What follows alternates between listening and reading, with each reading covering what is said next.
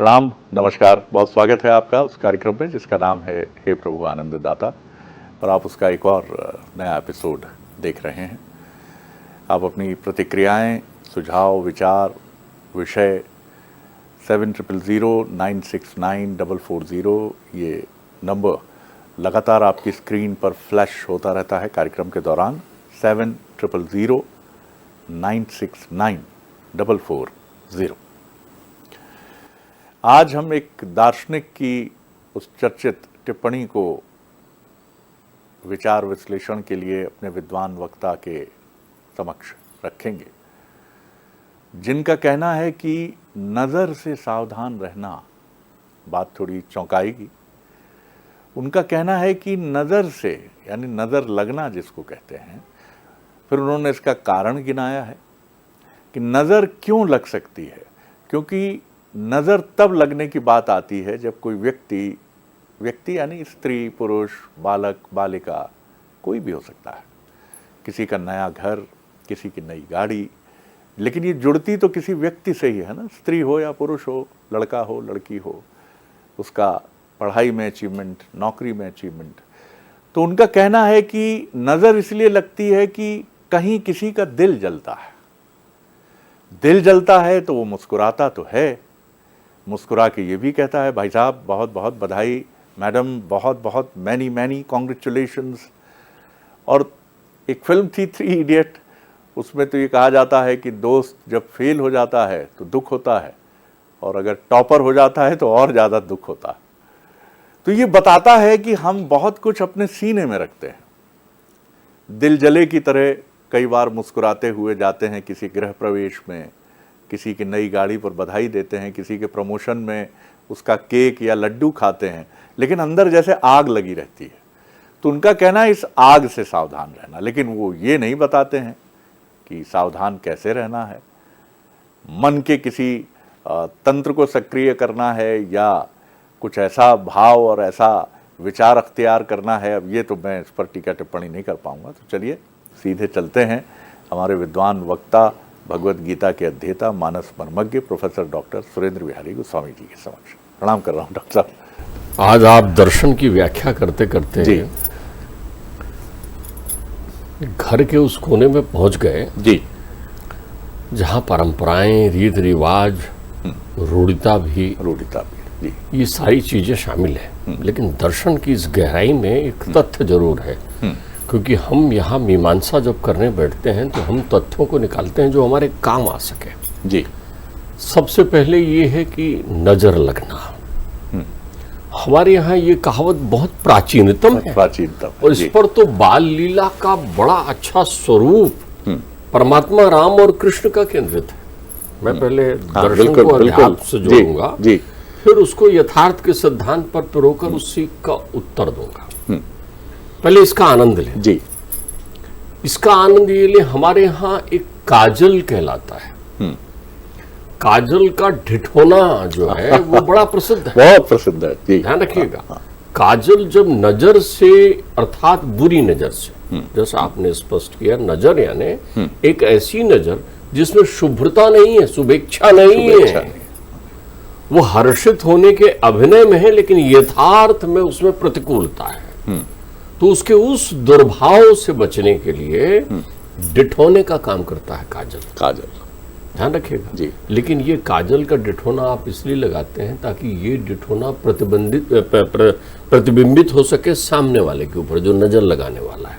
हम चिन्हित कर सकें कि डिठोना कहाँ दिख रहा है, क्योंकि जो नजर लगाने का काम कर रहा है उसने मुख में कालिक पोत रखी है ना अपनी, तो ये प्रतिबिंबित वहां हो जाता है। तो हमें मालूम हो जाता है कि यहां से वहां पहुंच गया, हमको दिख गया, और उसकी नजर हमारे तक नहीं पहुंची। इस पर बाल लीलाएं भरी हुई है।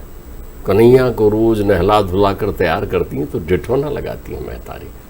आपने देखा होगा अभी भी कई घरों में अपने बच्चों को लेकर जाते हैं, और सुंदर बच्चा लगता है तो वहीं उसको खिलाते हुए कोई महिला कहती कहीं मेरी नजर न लग जाए, और अपने आंखों के कोर से एक बिंदु लेकर के उस बच्चे को लगा देती है। वो ये बताना चाहती कि मैंने इसकी प्रशंसा जरूर की है, लेकिन वो प्रशंसा मैंने आत्मीयता में की है, उसमें प्रेम है, उसमें अनुराग है। बड़े बड़े लोगों ने उस पर कितनी कवित्त शैली लिख दी है। रामलला जब ठुमक ठुमक कर चलते हैं तो दौड़ी आई हुई सुमित्रा, कौशल्या और कैकेयी सबसे पहले उसकी नजर ही उतारने का काम करती है। जब भी कोई विपदा आती है शिशु के जीवन में, बाल गोपाल के, कृष्ण के, तब महतारी जो है गौशाला से गोमूत्र लाकर निछावर ही करती है, लाला के ऊपर घुमाती है, दीप जलाती है, प्रार्थना करती है। तो नजर ये बालपन का है। अब हम आते हैं आपके उस नजर में जो बड़े बूढ़े प्रौढ़ होने पर उम्र के साथ अपने अंतर्चित्त के द्वेष के कारण लगाते हैं जी। उसे नजर लगना कहते हैं। नजर लगी पांडवों को दुर्योधन की, नजर लगी पांडवों को दुर्योधन की, नजर लगी पांडवों को शिशुपाल की, नजर लगी पांडवों को शकुनी की। ये वो नजर है। नजर लगी सीता को शूर्पणखा की, ये वो नजर है। आपका चित्त जब कलुषित की पराकाष्ठा पर पहुंच जाता है तो आप खुद काजल बन जाते हैं। अरे क्या बात है सर, वाह वाह, तब आप खुद काजल बन जाते हैं। क्या व्याख्या है। आपके जीवन में जहां कलुषित आपका मन हुआ वहां उसका स्वरूप ऐसा होता है कि मन में बिल्कुल अंधेरा हो गया तो आपके चित्त में कोई शुभता रहती ही नहीं है। ज्ञान दृष्टि खत्म हो जाती है आपकी। ईर्ष्यी घृणी असंतुष्टो, ये वो लोग हैं जो नजर लगाने की पात्रता रखते हैं। हमारे यहाँ ऐसे लोगों को विभाजित करते हुए एक श्लोक बना है कि इतने लोगों की नजर लग सकती है। किसकी नजर लग सकती है? ईर्ष्यी घृणी असंतुष्टो क्रोधनो नित्य संकिता अपरापयोप भाग्योपायो सठेते दुख भागिता। ये नजर लगाने वाले लोग हैं। नजर कौन लगाता है? जो ईर्ष्या करने वाला होता है। ईर्ष्या क्या है? राग। उसके मन में अनुराग नहीं रहता ना, राग ही है। अब यहां एक बात और सावधान रहिए। आपको मालूम कैसे चलता है कि नजर लग गई? हाँ बिल्कुल ठीक है जी। ये बड़ा महत्वपूर्ण प्रश्न है। लेकिन ये देखिए, व्युत्क्रम प्रत्युत्पन्न क्रिया प्रतिक्रिया दोनों शामिल है। यदि आपको किसी के संदर्भ में आप कह रहे हैं कि मुझे उसकी नजर लग गई, मतलब आपके भाव भी उसके प्रति अच्छे नहीं है। ये दर्शन समझिए, आपने दर्शन में प्रश्न किया है। ठीक बात है, ठीक बात है, बिल्कुल सही बात है। आप एक बात समझिए, आप कैसे कह सकते हैं कि किसी की नजर आपको लग गई? ये तो पराकाष्ठा है आपकी सोच की। कोई आकर आपकी प्रशंसा कर जाता है, ठीक है, आप ये जानते हैं कि वो आपसे द्वेष रखता है, ये जानते हैं। लेकिन द्वेषी होने से नजर लग जाए ये संभव नहीं है। तो आपके प्रति द्वेष यदि वो रखता है तो आपको आत्मावलोकन भी करना चाहिए। चलते फिरते आप बीमार हो गए तो आपने कहा फलाने की नजर लग गई। कमाल है, शरीर तुम्हारा है। शाम को मट्ठा लस्सी तुमने पी लिया है, ठंडा गर्म तुमने पी लिया है, बीमार तुम हो गए हो, प्रतिकूल मार्ग नजर उसकी लग गई और सामने वाले की नजर लग गई जी। अरे नजर तो तुम नहीं लगाते ना। नजर तुम्हारी जो है, नजर हमेशा द्वैत का प्रतीक है। जो आदमी द्वैत रखता है वो द्वेषी होता है, चाहे वो देखने वाला हो चाहे वो परखने वाला हो, दोनों दोषी होते हैं। जिनको नजर लगाने वाला जिसकी नजर मापने के लिए आप बैठे हैं कि मुझे इसकी नजर लग गई है, आप भी दोषी हो गए। उसकी लगी हो ना लगी हो, आपको क्यों दिखा है? क्यों दिखा? क्योंकि आपके मन में ये विकार था कि मेरे को देख के वो जल गया होगा। कमाल है, ये तुम्हारी सोच हो सकती है। द्वेषी दोनों हैं, दोनों द्वेषी। नजर तो हमारे अध्यात्म में लगाते हैं लोग। देखो नजर की कितनी सुंदर व्याख्या है। नजर हमारे अध्यात्म कैसे लगाते हैं? इन नयनन को यही विशेष, दो आंखें मेरी दो आंखें आपकी। द्वैत से अद्वैत हो जाना है नजर या दृष्टि का मिल जाना, समाहित हो जाना। इन नयनन को यही विशेष, और ते मोहि देखे मैं तो ही देख। इसकी विशेषता इसलिए है ना नजरों की कि मैं तुम्हें देखूं तुम मुझे देखो। लेकिन देखत देखत ऐसो देख कि मिट जाए दुविधा रह जाए। फिर हम दोनों जो है अलग अलग ना देखें, एक रहे। फिर सहना भुनक तो हो जाए। हम भोग भी साथ में करें, हम भोजन भी साथ में करें, हम रहें भी साथ में, हमारी विचारधारा भी एक हो, हम प्रतिकूलता के पथ पर ना चलें, हम सद्मार्ग संस्कारी और मर्यादावान हो। नजर दृष्टिकोण का भी प्रतीक है। आपने शायरी की तो मुझे बालपन की एक शायरी याद आ गई। जब वो कभी स्कूल के दिनों में करते थे तो मुझे एक शायरी बताई थी, लेकिन उसके कितने सुंदर अर्थ हैं। हाँ। हमारे शीशा ये दिल को संभल कर हाथ में लेना, नजर पर ध्यान रखिएगा, हमारे शीशा ये दिल को संभल कर हाथ में लेना। और नजाकत इसमें है इतनी, नजर से जब गिरा टूटा। वो वाह वाह वाह वाह, ये स्थिति है कि नजर से आप गिरिए मत ना। हाँ, बहुत बढ़िया। हम लोग तो नजर से गिरने का काम करते हैं और बहाना जो है नजर का लगाते हैं। ये ठीक बात नहीं है। आप ऐसा कुछ ना करिए तो ईर्ष्यी दोनों हो जाते हैं। घृणी, आप क्या घृणा करते हैं क्या? तो आपको हमेशा एक बना रहेगा कि वो ठीक आदमी नहीं है। अब आपने अपनी एक मानसिकता बना ली। जब भी मैं काम में निकलता हूं, सुबह सुबह मुझे वो दिख जाते हैं और टोक के पूछ लेते हैं कि क्यों, कहां जा रहे हो, और मेरा काम नहीं बिगड़ जाता। ये पैराफिलोडिया है। आप काम में निकल रहे हैं घर से तो परमात्मा को नमस्कार करके, कौन परमात्मा? घर के परमात्मा को नमस्कार करके चल रहे हैं क्या? माता पिता बड़े भाई, सबसे पहले ये परमात्मा। क्या आप सुंदर और सहज और शांत मूड से निकल रहे हैं? आप चिड़चिड़ा के तो नहीं निकल रहे हैं? क्या आप परसी थाली छोड़ के तो नहीं निकल रहे हैं? क्या आप ठाकुर जी को नमस्कार किए बिना तो नहीं निकल रहे हैं? क्या आपकी वंदना पूजा हुई है? क्या आप बिना स्नान किए तो घर से नहीं निकल रहे हैं? अब स्नान का संबंध घर से निकलने में इसलिए कि स्नान यदि आप कर लें तो तन के साथ मन भी रिलैक्स हो जाए आपका, जिसको कहते हैं आप अंग्रेजी में फ्रेश होके निकल रहे हैं कि नहीं निकल रहे हैं। जी। तो आपके अंतर चित्त में ना घृणा रहेगी ना घृणा करेंगे। असंतुष्ट हो, आप हमेशा असंतुष्ट रहते हैं। जिसके पास संतोष नहीं होता नजर उसको लगती है।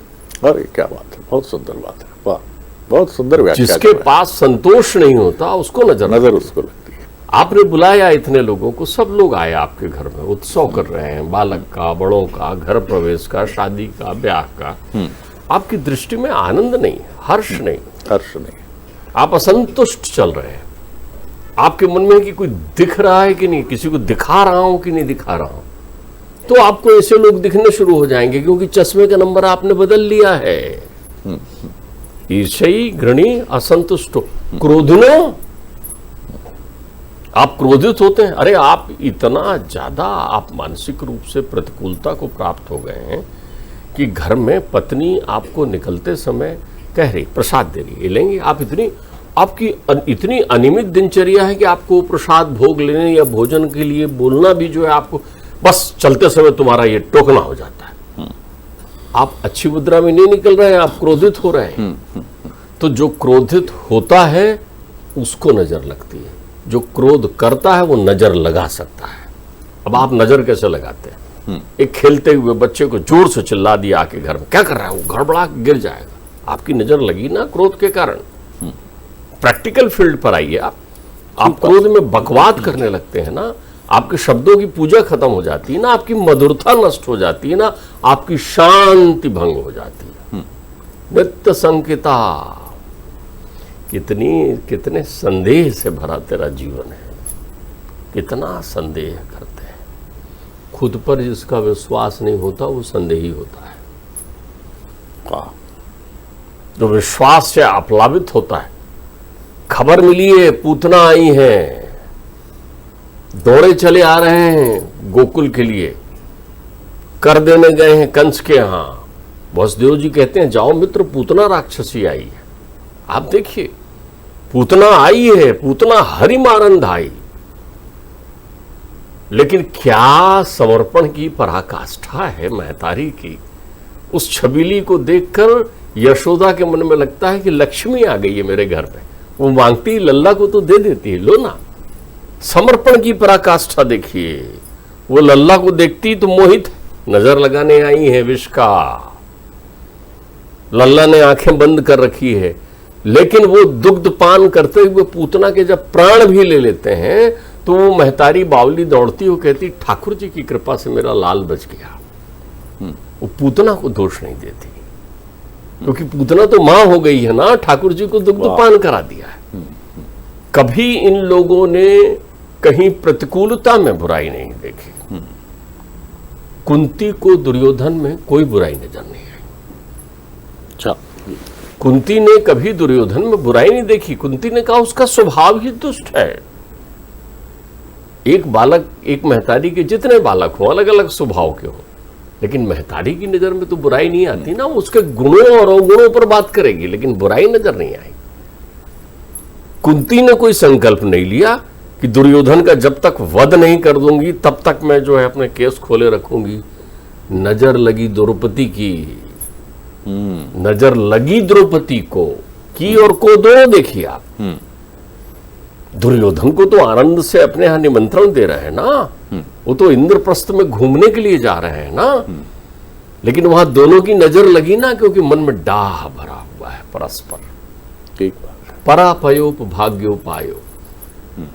जो आलसी व्यक्ति होता है, जो अलाल होता है, खाली सपने देखता है, आप उस किसी से कह दीजिए अरे भाई वो आपके साथ पढ़ने वाला तो डॉक्टर हो गया, अरे डॉक्टर में क्या रखा हुआ है, हम तो कभी भी बन जाते, लेकिन हम नहीं बनते।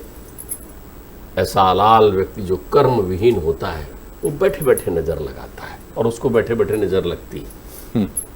उसकी महतारी कहती लल्ला को नजर लग गया, पढ़ाई लिखाई में मन नहीं लगता, कमाल है, मन उसका, पढ़ना उसको है, दौड़ी चली जा रही है वो गंडा ताबीज ढूंढने के लिए और न जाने क्या करने के लिए।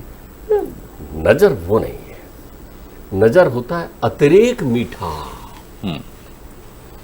जब किसी ने ऐसा ना देखा हो और देख ले तो उसकी नजरें वहां ठिठक जाती हैं, उसको कहते हैं नजर लगना। मैं व्यवहारिक बात कर रहा हूं, प्रैक्टिकल आप समझिए। आप निकल रहे हैं और अचानक आपको ऐसी छवि दिख जाए, आप ठिठक कर रुक जाएंगे देखते हुए। वो कहते हैं नजर का वहां लग जाना, एकाग्र हो जाना, एक टक देखते रहते हैं। भूखा व्यक्ति है, आप चाव से खा रहे होंगे भोजन, बेचारा भूखा है, उसको भोजन नहीं मिला है दिन भर का, और वो आपको एक टक देख रहा है दूर से बैठकर, नजर वो लग रही है आपको। तो वो आपको नहीं लग रही है, उसकी भूख को लग रही है, भूखा है। तो ये जितने प्रकार, ये सब कमियां हैं, मन का विकार है। जब ये चरम पर पहुंच जाती हैं तो मन को पूर्णतः दूषित कर देती है। अब इसका अपवाद संयोग के कारण हो जाता है। आप किसी की प्रशंसा करें मुख के सामने, और वहीं उसी क्षण उसकी कोई प्रतिकूलता सामने आ जाए तो वो इसको जोड़ लेता है संयोग। बहुत सुंदर बात डॉक्टर साहब आपने कही, और जितना मैं समझ पाया सबसे महत्वपूर्ण बात तो ये है कि नज़र उसे ही लगती है, एक तो दोनों तरफ से आग लगी होती है। एक व्यक्ति ईर्ष्या कर रहा है और दूसरा भी ये मान रहा है कि जिसने नज़र लगाई है उसके प्रति उसका ईर्ष्या का भाव है, तो आग दोनों तरफ से लगी हुई है। और दूसरी महत्वपूर्ण बात जो कुंती के उदाहरण से डॉक्टर साहब ने हमें संदेश दिया है कि वो दुर्योधन से भी घृणा नहीं करती, नाराज नहीं रहती, क्योंकि उन्हें मालूम है ये कितना ज़बरदस्त भाव है। और ये भारतीय परंपरा में रहा है कि हम ये मानते हैं कि जिसका स्वभाव जैसा है, जैसा वो कहानी हम सुनते हैं कि एक संत महोदय बार बार नदी में तैरने वाले एक बिच्छू को बाहर निकालते थे और वो फिर गिर जाता था, फिर उठता था, तो बार बार डस लेता था। लोगों ने कहा क्यों कर रहे हैं? कहा वो अपना काम कर रहा है, मैं अपना काम कर रहा हूँ। कितनी सुंदर कथा है ये। उसका काम है डसना, मेरा काम है रक्षा करने की कोशिश करना, मैं उसके। तो ये प्रक्रिया बताती है कि आपको बदलना नहीं है।